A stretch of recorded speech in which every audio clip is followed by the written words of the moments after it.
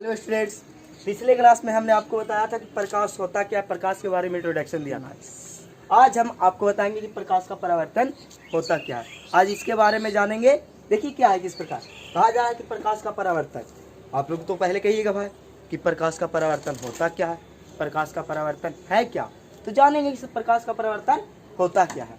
देखिए, किसी भी माध्यम से, मानिए क्या कि एक हमारा ये माध्यम है, क्या इस माध्यम को क्या कहते हैं, वायु यानी हवा से कोई प्रकाश की किरणें हैं जो आ रही है, जो किरणें आ रही है, यानी कि किसी माध्यम से आती प्रकाश किरणें किसी भी अवरोध से, मानिए क्या ये हमारा एक प्रकार का अवरोध है, किसी अवरोध से टकराकर उसी माध्यम में लौट जाती है, यानी कि ये अवरोध से टकराया और फिर से वायु वाली माध्यम में लौट गया, तो जिसे क्या कहते हैं, हम प्रकाश का परावर्तन कहते हैं। कहा जा रहा है कि किसी भी माध्यम से आती प्रकाश किरणें किसी अवरोध से टकराकर पुनः उसी माध्यम में क्या होती है, लौट जाती है, जिसे प्रकाश का परावर्तन कहते हैं।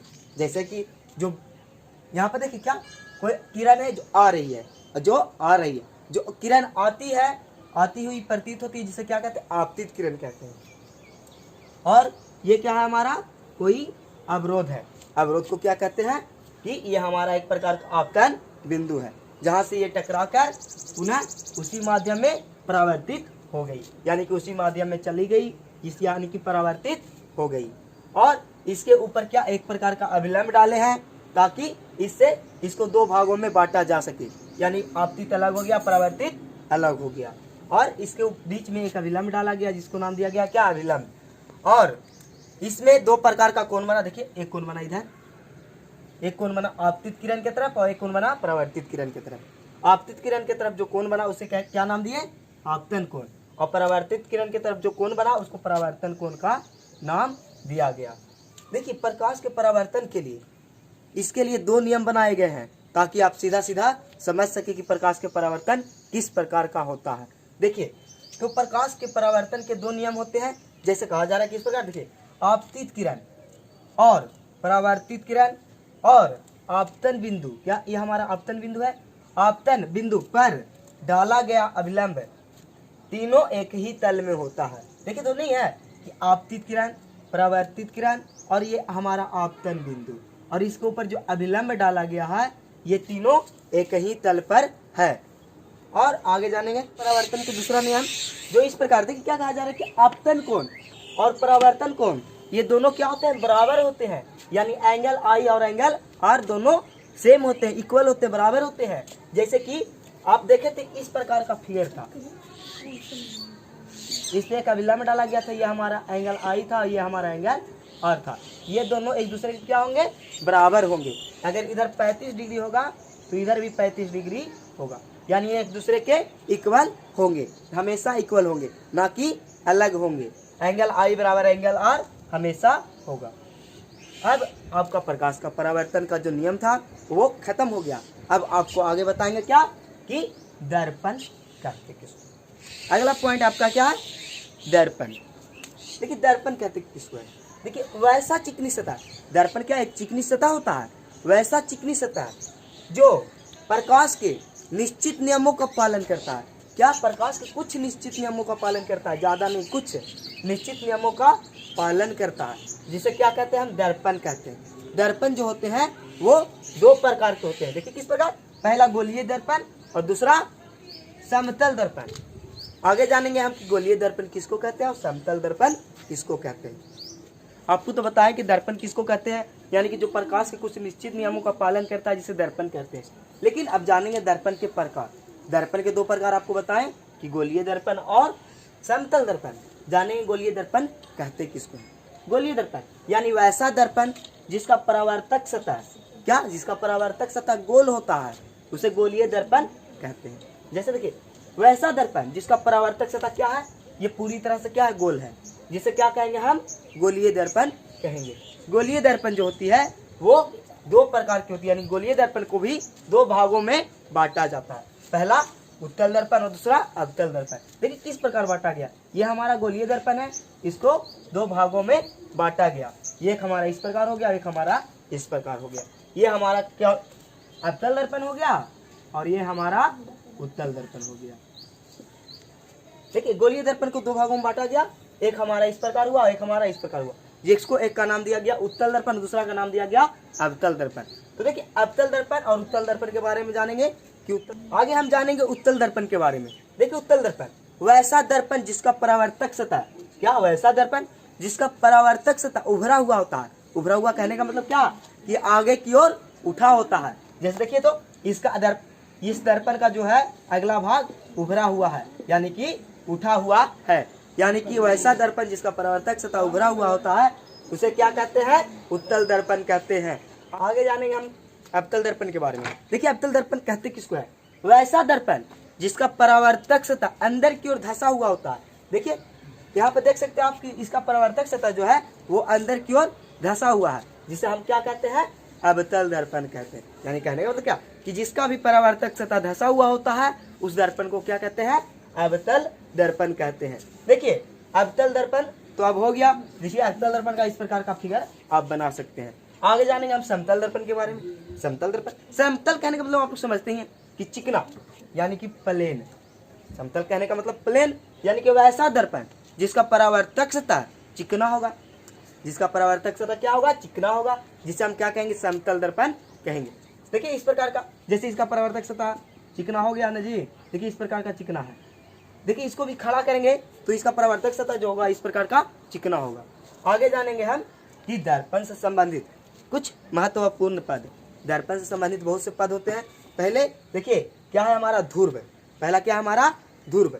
ध्रुव के बारे में जानेंगे कि क्या है। देखिए दर्पण के मध्य बिंदु को, दर्पण के मध्य बिंदु को दर्पण का ध्रुव कहा जाता है। दर्पण के क्या, मध्य बिंदु को दर्पण का ध्रुव कहा जाता है, और इसे P से सूचित किया जाता है। इसे किससे सूचित किया जाता है, P से सूचित किया जाता है। P यानी कि पोल, पोल मतलब क्या होता है, हमारा ध्रुव होता है, इसे P से सूचित किया जाता है। कहा जा रहा है कि दर्पण के मध्य बिंदु को, दर्पण के जो भी दर्पण होगा उसके मध्य यानी बीच वाले बिंदु को क्या कहा जाता है, दर्पण का ध्रुव कहा जाता है। इसे P से सूचित किया जाता है। इसे किससे सूचित किया जाता है, P से सूचित किया जाता है। आगे देखिए ध्रुव का फिगर इस प्रकार होगा, यानी कि क्या कहा, दर्पण के मध्य बिंदु को क्या कहते हैं, हम ध्रुव कहते हैं, यानी कि पोल कहते हैं। पोल को P से सूचित किया जाता है। देखिए आगे जानेंगे वक्रता केंद्र। वक्रता केंद्र कहते किसको है। देखिए गोलीय दर्पण जिस खोखले गोले का, गोलीय दर्पण जिस खोखले गोले का भाग होता है, गोलीय दर्पण जिस खोखले गोले का भाग होता है उस गोले के केंद्र को, उस गोले के केंद्र को क्या कहा जाता है, वक्रता केंद्र कहा जाता है। कहा जा रहा है गोलीय दर्पण जिस खोखले गोले का, गोलीय दर्पण जिस खोखले गोले का भाग होता है उस गोले के केंद्र को क्या कहा जाता है, वक्रता केंद्र कहा जाता है। जैसे देखिए क्या क्या मानते हैं, ये हमारा गोलीय दर्पण है, इसके बीच में एक बिंदु डाला गया यानी कि केंद्र डाला गया, जिसको क्या नाम दिया गया, वक्रता केंद्र नाम दिया गया। अब इसको आधा हटा लिया हम इस प्रकार, तो क्या ये हमारा वक्रता केंद्र हुआ कि नहीं, ये हमारा वक्रता केंद्र ही होगा। जैसे यहाँ पे हम आपको फिगर में बताएं कि गोलीय दर्पण जिस खोखले गोले का भाग होता है उस गोले के केंद्र को यानी बीच वाले भाग को क्या कहते हैं, हम वक्रता केंद्र कहा जाता है। आगे जानेंगे हम वक्रता त्रिज्या। वक्रता त्रिज्या, त्रिज्या कहने का मतलब आप लोग जानते हैं कि रेडियस, रेडियस यानी गोले का आधा, गोले का आधा, जो भी वृत्त होगा या गोला होगा उसका आधा क्या होता है, उसका रेडियस होता है। देखिए इस प्रकार कहा जा रहा है कि गोलीय दर्पण जिस खोखले गोले का भाग होता है उस दर्पण के त्रिज्या को, उस दर्पण के क्या त्रिज्या को क्या कहा जाता है, वक्रता त्रिज्या कहा जाता है। जैसे आप देखिए कि यहाँ पे C और P के बीच, C और P के बीच हमारा क्या बनेगा, रेडियस बनेगा, बनेगा ना जी। कैसे कि आपका ये देखिए गोलीय दर्पण इस प्रकार, मानिए कि ये हमारा वृत्त है, वृत्त के आधा भाग को हम क्या कहते हैं, त्रिज्या कहते हैं, कहते हैं कि त्रिज्या कहते हैं। तो ये हमारा यहाँ पे क्या है, ये हमारा वक्रता केंद्र है और ये हमारा पोल है। पोल और केंद्र के बीच के भाग को क्या कहेंगे, हम वक्रता त्रिज्या कहेंगे, यानी कि रेडियस कहेंगे। देखिए मुख्य अक्ष बारे में जानेंगे, क्या है मुख्य अक्ष, है क्या है। देखिए गोलीय दर्पण के ध्रुव और वक्रता केंद्र, क्या गोलीय दर्पण और ध्रुव के, गोलीय दर्पण के ध्रुव और वक्रता केंद्र को मिलाने वाले रेखा को मुख्य अक्ष या प्रधान अक्ष कहा जाता है। जैसे कि क्या है हमारा, यह हमारा गोलीय दर्पण का क्या ध्रुव है और ये हमारा वक्रता केंद्र है, इनको मिलाने वाली ये हमारा एक रेखा है। इस रेखा को क्या कहा जाता है, इस रेखा को क्या कहा जाता है? प्रधान अक्ष या मुख्य अक्ष कहा जाता है। आगे जानेंगे हम मुख्य फोकस के बारे में कि मुख्य फोकस होता क्या है। देखिए मुख्य फोकस मुख्य अक्ष के समानांतर, मुख्य अक्ष क्या है? ये हमारा समांतर दर्पण पर, मुख्य अक्ष के समांतर दर्पण पर आपतित किरणें परावर्तन के बाद मुख्य अक्ष को जिस बिंदु पर काटती है, मुख्य अक्ष को जिस बिंदु पर काटती है उसे उस बिंदु का क्या कहा जाता है? मुख्य फोकस कहा जाता है। उसे उस बिंदु का मुख्य फोकस कहा जाता है। देखिए किस प्रकार, यह हमारा एक प्रकार का क्या है? दर्पण है। यह हमारा क्या है? वक्रता केंद्र, और यह हमारा ध्रुव है।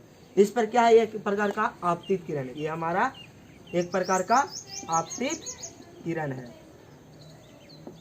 जो परावर्तन के बाद मुख्य अक्ष को काटती है। क्या कर रहा है? मुख्य अक्ष को काटती है, जिसे हम क्या कहते हैं? मुख्य फोकस कहा जाता है, और इसे एफ से सूचित किया जाता है। और आपको जाना है फोकस दूरी। फोकस दूरी कहते किसको है? दर्पण के ध्रुव, दर्पण के क्या? ध्रुव तथा मुख्य दर्पण के ध्रुव तथा फोकस के बीच की दूरी को, दर्पण के ध्रुव तथा मुख्य फोकस की बीच की दूरी को क्या कहते हैं? फोकस दूरी कहते हैं। देखिए क्या इस प्रकार है यहाँ पे कि दर्पण का ये ध्रुव है हमारा P और ये हमारा F, और इसके बीच का जो दूरी होगा उस दूरी को हम क्या कहेंगे? फोकस दूरी कहेंगे। आज के लिए इतना ही। अगला जैसे कि आपका आगे है प्रतिबिंब, इसके बारे में आपको अगले वीडियो में बताया जाएगा। इसके बारे में आप सभी को अगले वीडियो में बताया जाएगा, और आप इस वीडियो का इंतजार कीजिए। आपको नेक्स्ट वीडियो में आपको प्रतिबिंब के बारे में बता दिया जाएगा।